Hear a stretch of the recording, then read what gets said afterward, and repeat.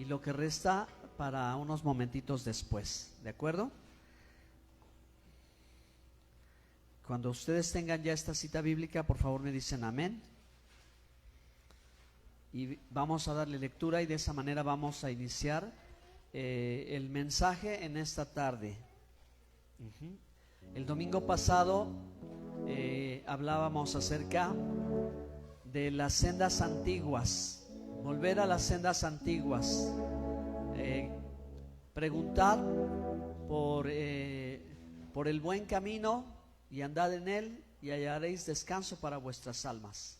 Y la Biblia nos enseña cómo es el buen camino desde el principio. La Biblia desde Génesis nos viene desarrollando las historias, los eventos, las lecciones, las experiencias con Dios que ha tenido la humanidad. Desde el principio, cuando Dios creó al hombre y a la mujer y su familia y sus descendientes y los patriarcas Abraham, Isaac y Jacob y José, el soñador, el virrey, y cómo, verdad, pasado el tiempo, Moisés liberta por la mano de Dios al pueblo hebreo, y entonces se forma una nación que viene a conquistar una tierra, a poseerla, dividirla y a conformarse en un reino, ¿verdad? Donde pues por la falta de obediencia a la palabra se comienza a extraviar, y Dios les envía profetas para hacerles volver otra vez a esa antigua senda que habían extraviado, se habían perdido en el rumbo y ahora ya no sabían cómo, y Dios envía profetas, y entre los profetas también Él envía el mensaje que habría de venir el Salvador de Israel y el Salvador del mundo, Yeshua, el Mesías, Jesús el Señor. Amén. ¿Cuántos alaban a Dios por eso? Y venido Jesús, entonces viene a cumplir esta misión que Dios deseaba de su pueblo, de hacer una nación de reyes y sacerdotes, que le adoraran a Él, que vivieran en pacto, que fueran obedientes, que caminaran con fe, que se esforzaran por agradarle a Dios, solamente a Él, y Él estaría con ellos siempre. Así que el Señor, a través de su sacrificio, establece este pacto, ¿verdad?, que lo ha renovado en su sangre y en su carne con todo aquel que cree en Él. ¿Ustedes han creído en Él? Amén. Si hemos creído en Él, entonces Dios nos ha hecho sus hijos, y al decir que nos ha hecho sus hijos, es decir que nos ha hecho sus discípulos, para que nosotros hagamos lo que Dios quería que se hiciera desde el principio, anduviéramos en la senda antigua, anduviéramos por el buen camino y tuviera descanso nuestra alma. Así que Jesús dice, ¿verdad?, venid a mí los que estáis trabajados y cargados, yo os haré descansar. Aprended de mí que soy manso y humilde de corazón. Llevad mi yugo, porque ligera es mi carga y mi yugo es fácil.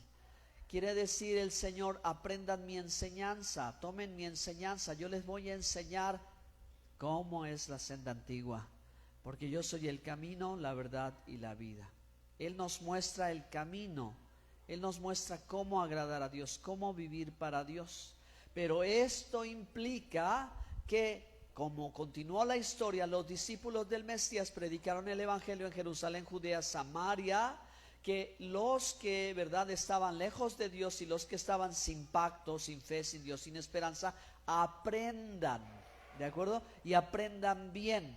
Entonces esa es la tarea de los apóstoles y obviamente también del apóstol Pablo, continuando en la historia de la Biblia. Cuando ya se está escribiendo el Nuevo Testamento y cuando las cartas están llegando a las iglesias en cualquier lugar, ayudándoles a recordar exactamente esto. ¿Cuál es ese buen camino? Porque la gente que vivía alrededor de la tierra de Israel era gente que era extranjera, era gente que no tenía pacto, pero quería aprender de Dios. Y lo milagroso de todo fue que cuando Pablo hablaba el Evangelio con personas no judías, extranjeras, es decir, los gentiles, ellos que no esperaban un Salvador, pero que lo necesitaban, ellos creían. Ellos creían el mensaje del Evangelio. Y Pablo hace un gran esfuerzo ahora para hacerlos volver y enseñarles para que salgan ¿de dónde? Pues para que salgan del mundo, ¿verdad? Porque Jesús había dicho, en el mundo tendréis aflicción, pero también había dicho, el que es amigo del mundo se constituye enemigo de Dios. Y bueno, pues entonces ahí es donde encontramos nuestra necesidad también nosotros, que no veníamos de esta historia, pero que el Evangelio nos alcanzó, nuestra necesidad de cambiar, de aprender, de desaprender a la manera que íbamos sin la dirección de la palabra de Dios. Por eso estamos citando 2 de Timoteo 3, 16 y 17, que dice toda escritura, a ver ustedes por favor, en voz alta.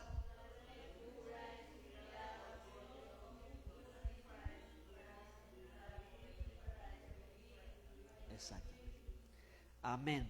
Entonces, cuando el apóstol Pablo escribe la carta a Timoteo, él está también en la tarea de la redacción de sus cartas y está difundiéndose a través de sus cartas el mensaje también del Evangelio.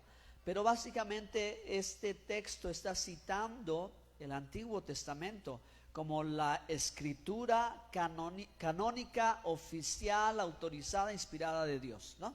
Y a eso se va a sumar, obviamente, ya a finales del primer siglo, este reconocimiento de la autoridad que tienen los escritos y las cartas y el Evangelio, ¿de acuerdo?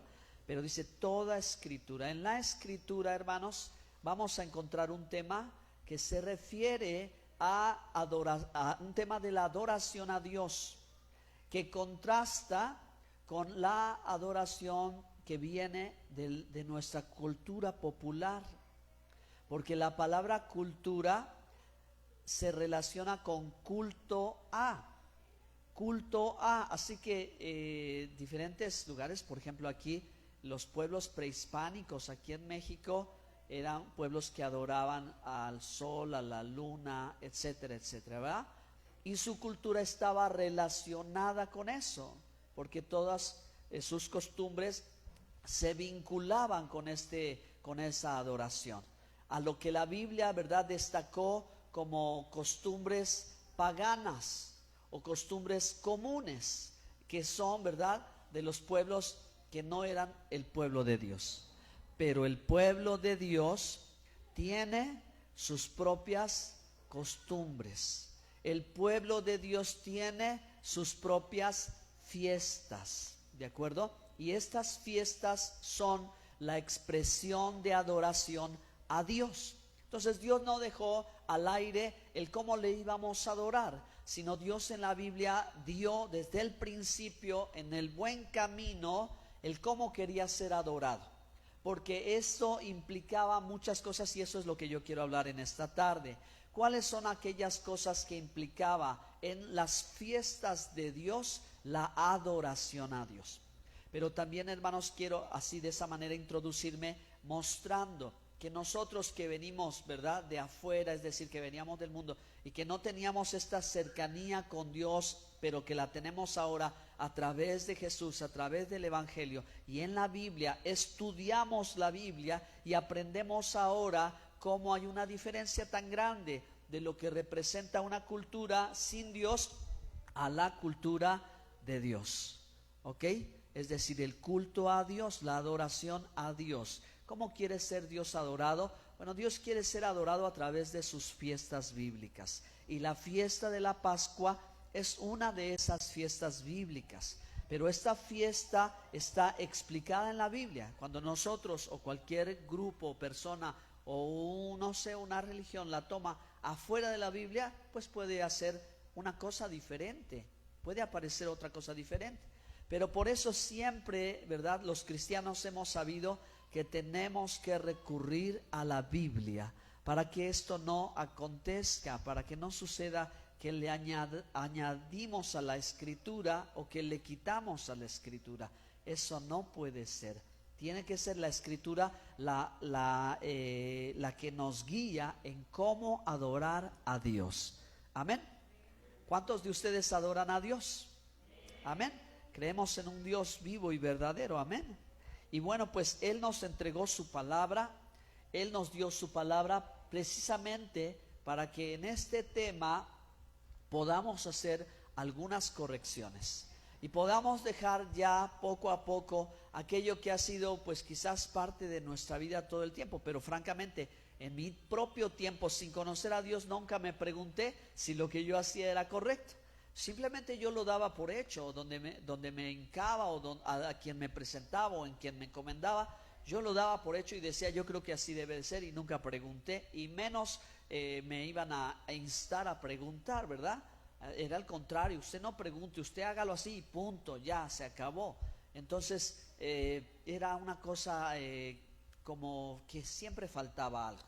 Pero hermanos, con Dios no es así. Con Dios tú puedes preguntar, con la Biblia tú puedes averiguar. Es más, Dios quiere que sepas, Dios quiere que te enteres bien de cómo fue esto que Jesús hizo y que sus discípulos hicieron y que la iglesia al principio, en el primer siglo, también hacía, era parte de ella, ¿verdad? Era así en un principio.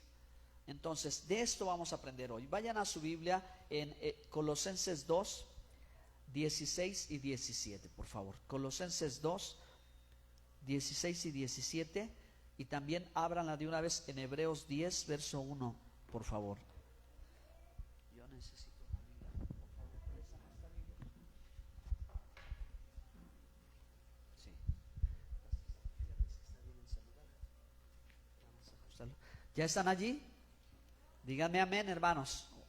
Voy a pensar que están dormidos. Ajá. Están aquí. Vamos a aprender de la Biblia. Dice Colosenses 2:16.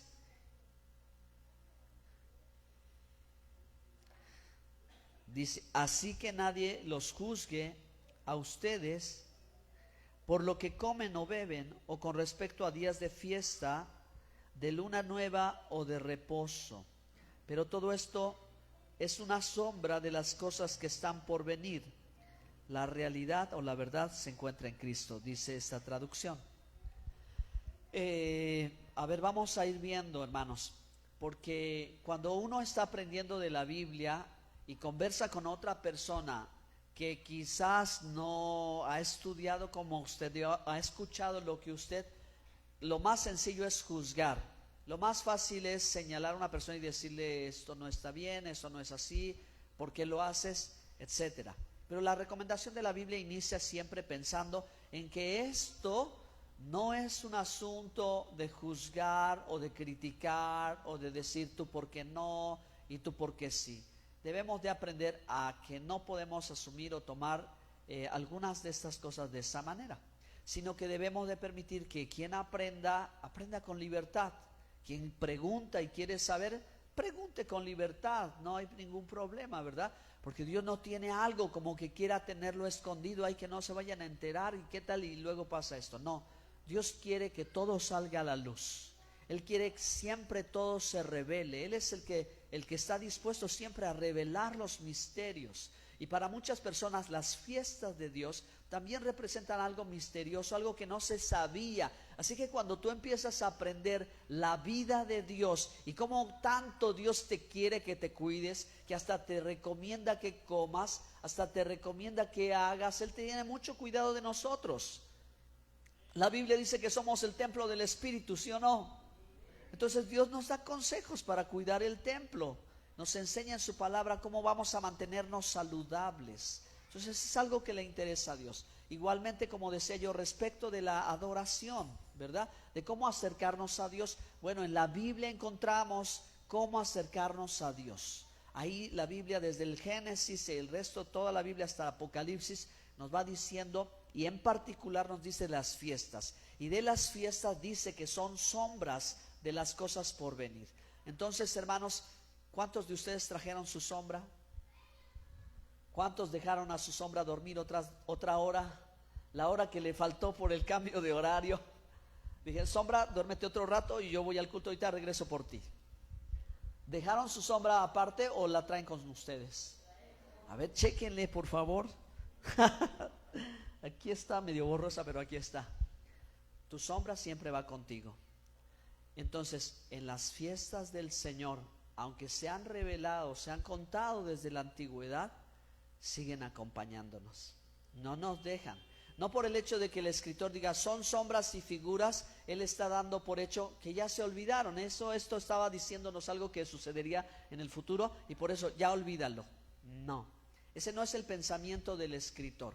El pensamiento del escritor aquí es que conozcas la fiesta bíblica y que la tengas presente, porque ella te está hablando de una cosa futura. Queridos hermanos, cuando llega la primavera cada año, la fiesta de Pascua inicia el periodo de las fiestas que tiene que ver con la fiesta de los panes sin levadura, con la fiesta de las primicias y concluye en Pentecostés. Este tiempo, la característica que tiene como una sombra profética es que hablaba de la primera venida de Cristo.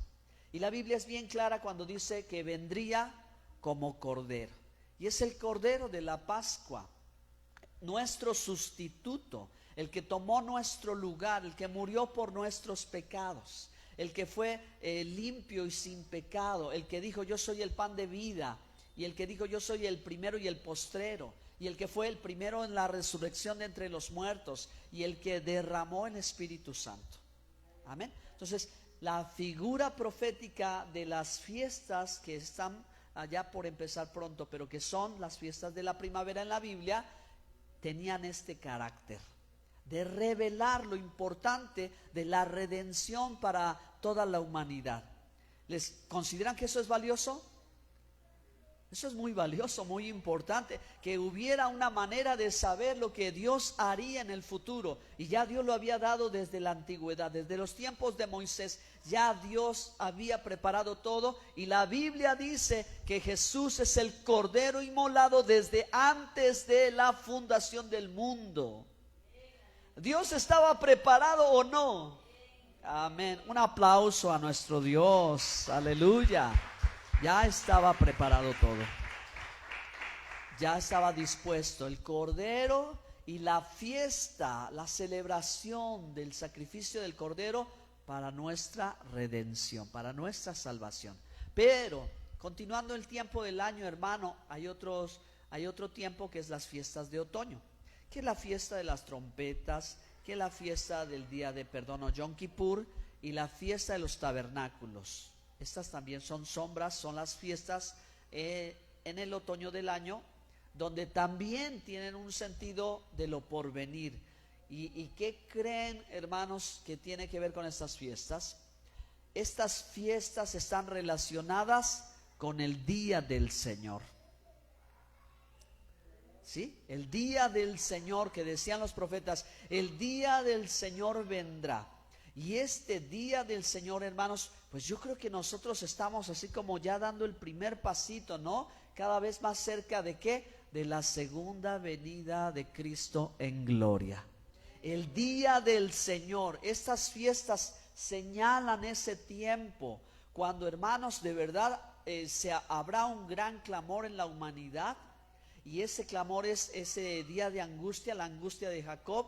Y entonces clamarán y todos buscarán al Señor su perdón el día de Yom Kippur. Cuando el Señor entonces, ¿verdad? En medio de tanto conflicto y tantas guerras, se ve al Señor y todo ojo le verá. Allí el Señor, ¿verdad? Venga, y ahora sí, este propósito de Dios de hacer un reino y una nación de sacerdotes se establezca en toda la tierra. Y dice Apocalipsis, y reinarán con él 1000 años. Aleluya. Amén. Viene ese tiempo está ya cada vez más cerca, y de eso habla la fiesta de los tabernáculos. Entonces miren qué impresionante es conocer la sombra, pero tenerla presente. Hebreos 10:1. Por favor, ¿quién me ayuda? La lectura.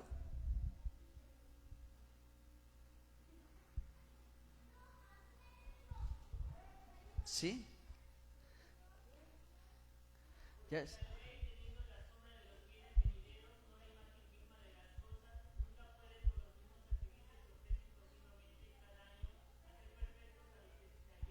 Amén. Ok, entonces vamos a hablar un poquito sobre este versículo, cuando dice que la ley es una sombra de los bienes venideros. Es decir, que desde el principio Dios, en la Torah, en los mandamientos, Dios ya había anticipado a lo que vendría, ¿ok? Pero no es que aquí mismo Él lo esté entregando, sino lo entregaría en lo porvenir. ¿Y cómo haría Dios esa entrega de los bienes venideros? A través de su Hijo, ¿ok? Porque el Hijo es el dador del reino, el primogénito. Hijo es el portador, el dador. El Hijo es el que va a dar, así que ¿qué va a dar? Los bienes venideros, ¿ok? Y entonces está clarísimo que siempre la intención de Dios a través de la Biblia, a través de sus mandamientos, era conectar al hombre. Pero esta conexión, esta redención, la misma Biblia dice que vendría a través del Mesías. A través de Jesús vendría nuestra salvación y nuestra redención. Amén. Entonces Dios en las fiestas de la primavera, a través del sacrificio del cordero, del pan sin levadura, de las primicias hasta Pentecostés, nos ha enseñado y nos quiere enseñar y nos recuerda acerca de esa salvación que obtenemos, de esa libertad que recibimos a través de Cristo Jesús. Entonces Dios libertó en la Pascua a Israel de la esclavitud, y Dios a través de Cristo nos liberó a nosotros de la esclavitud del pecado. ¿Cuántos son libres? Vamos a Primera de Corintios 10, verso 1.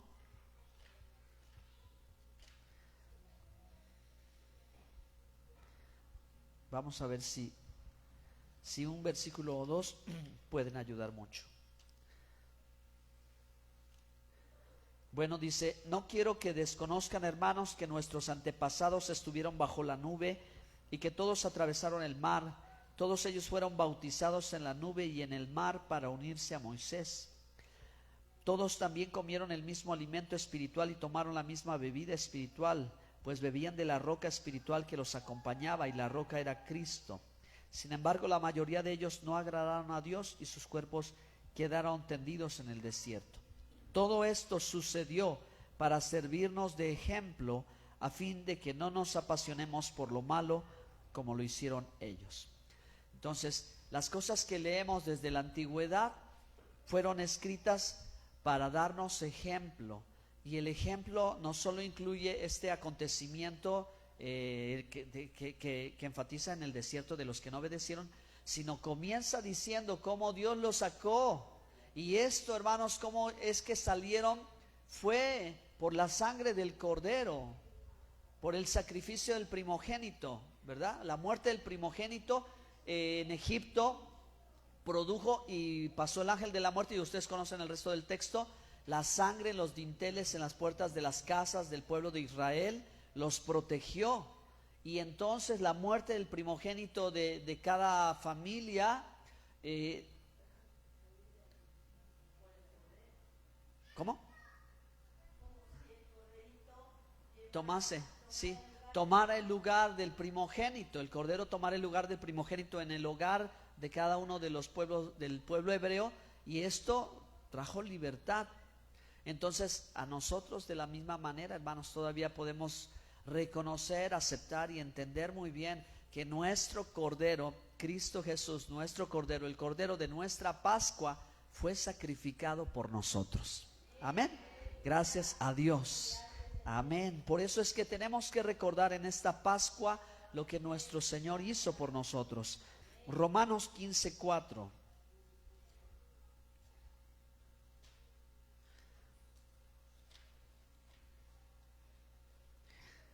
Amén. ¿Ok? Ustedes me acompañan en la lectura. ¿Sí?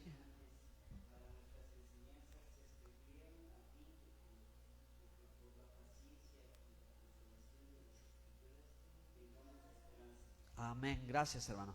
Dice, ¿verdad? Así, esto se escribió para enseñarnos, a fin de que nos alentemos por la escritura. Es decir, lo que está escrito es para nuestra enseñanza. Entonces vamos a aprender mucho si nosotros aprendemos cómo adorar a Dios, y si nosotros aprendemos de las fiestas bíblicas. Vamos a otra cita bíblica en Hebreos 10:7. Algo que hay que decir muy importante.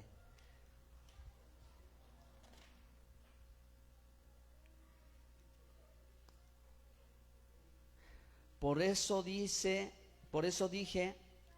aquí me tienes, como el libro dice de mí, he venido, oh Dios, a hacer tu voluntad. Esto se refiere a Jesús, ¿de acuerdo? Es el Salmo 40 del 6 al 8, citado en Hebreos 10, verso 7. Lo importante que hay que reconocer que las fiestas bíblicas son las fiestas del Mesías. Las fiestas, todas las fiestas bíblicas tienen que ver con Jesús. Todas las fiestas bíblicas tienen que ver con Yeshua. Todas enseñan de Él. Desde Pascua, panes sin levadura, primicias, Pentecostés, en las trompetas, el día de la expiación, en los tabernáculos, todo enseña de Él. ¿Sí? Aprendemos mucho acerca de Jesús, hermanos. ¿Sí? Con esto que Él dejó en la Biblia, en Lucas 24, por favor vayan a ese texto, Lucas 24. Vean lo que Jesús mismo dijo.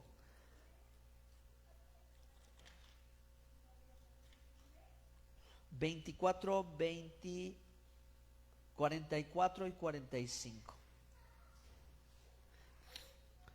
Cuando todavía estaba yo con ustedes, les decía que tenía que cumplirse todo lo que está escrito acerca de mí en la ley de Moisés, en los profetas y en los salmos. Entonces les abrió el entendimiento para que comprendieran las escrituras. Hermanos, adorar a Dios y adorarlo en las fiestas de Dios según la Biblia nos hará conocer mejor a Jesús. Dios nos abrirá el entendimiento y en verdad nos hará espirituales. A diferencia de cuando queremos agradar a Dios de nuestra propia carne, nuestra humanidad, es decir, de algo como que yo lo quiero hacer o a mí me gusta esto así, no va a producir vida espiritual. Pero en las fiestas bíblicas tú vas a conocer mejor a Jesús. ¿Lo quieren conocer mejor? Amén. Juan 5, 46 y 47.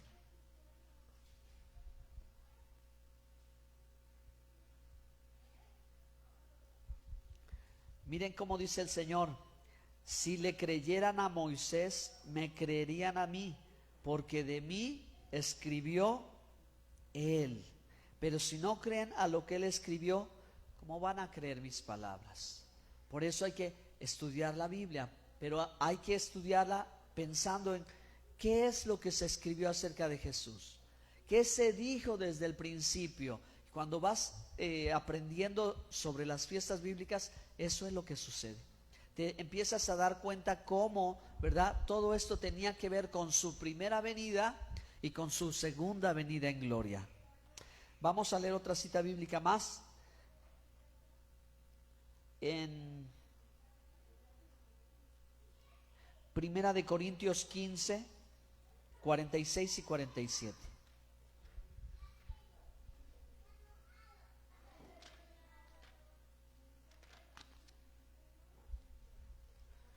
¿Ya están allí?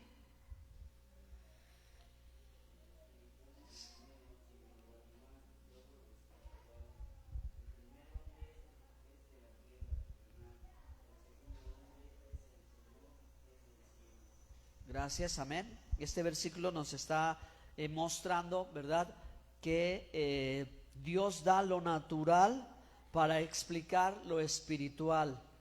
Entonces, muchas cosas ocultas de la vida, del plan de Dios de redención, no los podríamos descubrir si no fuera porque Dios, como un maestro, nos pone una actividad en la que vamos a ver a través de cosas sencillas y naturales las cosas espirituales. Entonces, las fiestas bíblicas están generalmente son como actividades pedagógicas, si lo puedo expresar de esa manera, aunque son cosas santas, son cosas de Dios. Las santas convocatorias, o sea, cosas apartadas de Dios o sagradas de Dios, para que nosotros aprendamos lo que Él nos quiere enseñar a través de ellas. Generalmente en las fiestas vamos a estar alrededor de una mesa y vamos a estar tomando alimentos, excepto la fiesta del Yom Kippur, ¿verdad?, que es día de ayuno. Pero siempre vamos a estar allí, vamos a tener espacio para conversar espacio para orar, tiempo para pensar que lo que estamos haciendo es adorar a Dios, conocer más de Dios y a través de esas cosas naturales ver lo que Él en el ámbito espiritual está o ya ha hecho. Amén. Muy bien. Entonces, pónganse de pie, hermanos. Gracias a Dios por su palabra. Que el Señor en este tiempo que está cerca, a partir del 15 de abril, tengamos esas expectativas, tengamos esa esperanza de conocer mejor al Señor Jesucristo en lo que Él mismo llevó a cabo. Acuérdense, hermanos, que dice el Evangelio, me parece que es Lucas 22, cuando Él dice: cuánto he anhelado celebrar esta Pascua con mis discípulos. Jesús celebró la Pascua, los discípulos celebraron la Pascua, la iglesia en el primer siglo celebró la Pascua. Entonces, hermanos, esto es algo que es bíblico, completamente bíblico. Y al indicar esto, está indicando, ¿verdad?, que continuó el tiempo de las celebraciones. Así que nosotros podemos aprender muchas cosas, podemos agradar a Dios y en verdad, hermanos, a convertirnos en gente más espiritual. Hermanos, en la celebración de la Pascua es que tomamos el pan y el vino. Entonces, si ustedes se preguntarían, ¿y cuándo toman la cena del Señor como comúnmente se conoce, verdad? Pues es en esta fiesta de Pascua donde vamos a tomar el pan y el vino. Así que hay que prepararnos, hermanos, hay que prepararnos, hay que seguir las indicaciones de la Biblia y obviamente, ¿verdad?, tratar de revisar lo que pues por tradición ocurre en el mundo, porque el mundo también quiere, pero no toma la Biblia, hermanos. El problema es que no abren su Biblia y no se enteran de lo que sucedió.